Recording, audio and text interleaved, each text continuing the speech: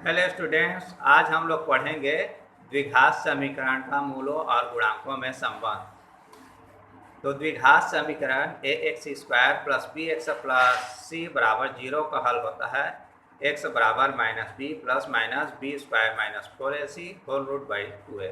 यहाँ पर हम लोग को एक्स के दो मान प्राप्त होते हैं, एक को अल्फा एक को बीटा कहा जाता है। तो यदि अल्फा तथा बीटा समीकरण के मूल हो तो इसके मूल और गुणांक में पहला संबंध है मूलों का योगफल अल्फा प्लस बीटा बराबर होता है माइनस बी बटा ए, और दूसरा संबंध है मूलों का गुणांकफल अल्फा गुणित बीटा बराबर सी बटा ए।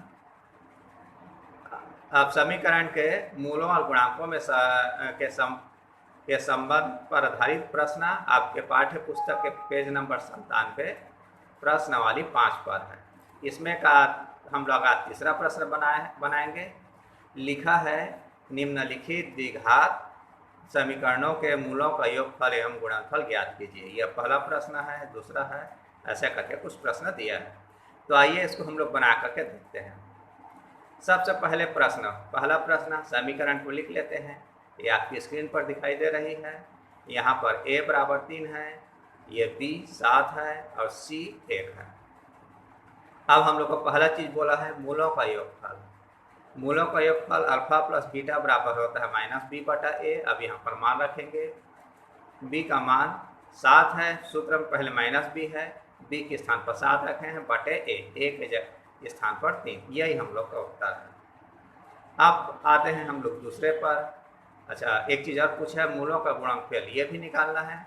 मूलों का गुणनफल अल्फा गुणित बीटा बराबर होता है सी बटा ए।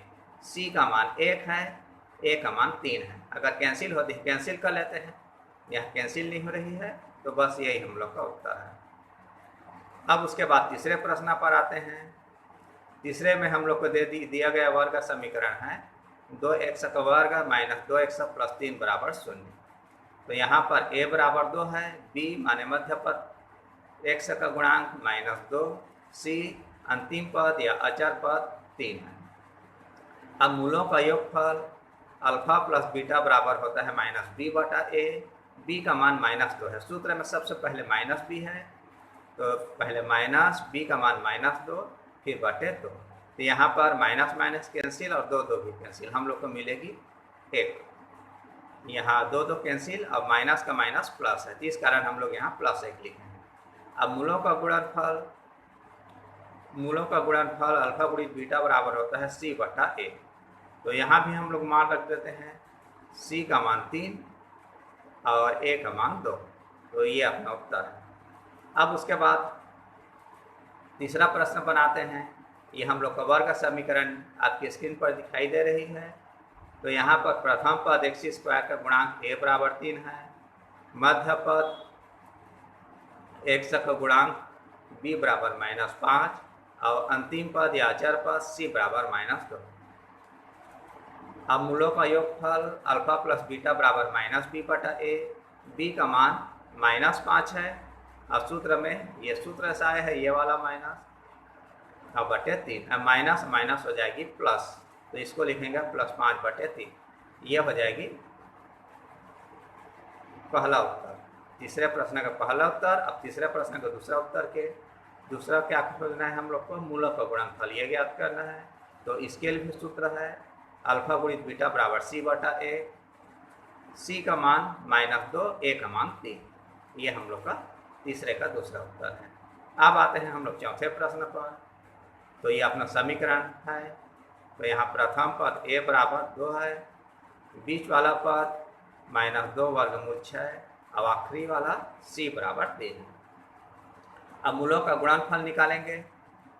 तो पहले मूलों का योगफल निकालेंगे। अल्फा प्लस बीटा बराबर होता है माइनस बी बटा ए। अब उसके बाद सूत्र में सबसे पहले माइनस है, यहाँ माइनस लिखे हैं, b का मान माइनस 2 वर्गमूल 6 और बटे ए का मान 2 है। तो यहाँ पर यह 2 कैंसिल हो जाएगी और माइनस का माइनस होता है प्लस, तो यह हो जाएगी हम लोग को यहाँ कैंसिल कर सकते हैं और माइनस का माइनस प्लस होता है। तो ये अपना केवल वर्गमूल 6 बस बचेगी। यही हम लोग का उत्तर है। अब मूलों का मूलों का गुणनफल निकालते हैं। अल्फा गुणित बीटा बराबर सी बटा ए। सी का मान 3 है, ए का मान 2 है, तो 3/2 ये चौथे का दूसरा उत्तर है। तो आज की वीडियो में बस इतना ही। धन्यवाद।